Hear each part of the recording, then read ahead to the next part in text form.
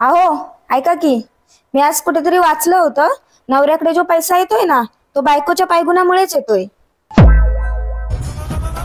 तुम्ही कसला एवढा विचार करताय? महागाई खूप वाढले, काहीतरी केलं पाहिजे. एका बायकोच्या आणि काय होणार नाही.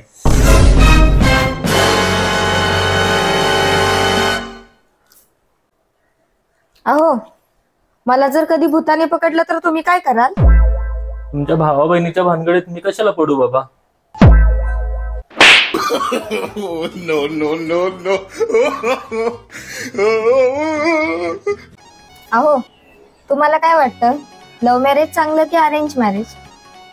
कारला उकडून खा किंवा तळून खा, कडूच.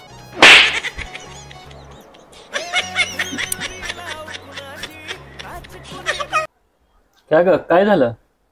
मी किती साधी भोळी आहे ना हो. का काय झालं? तुम्हाला मी न पाहताच लग्नाला होकार दिला होता.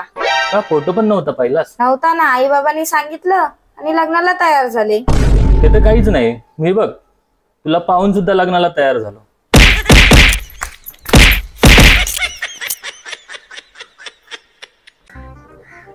बायको, तुला कोणी वेडं बोललं तर रागवू नको, चिडू नको, शांत राहा आणि एका कोपऱ्यात बसून विचार कर, याला कसं कळलं?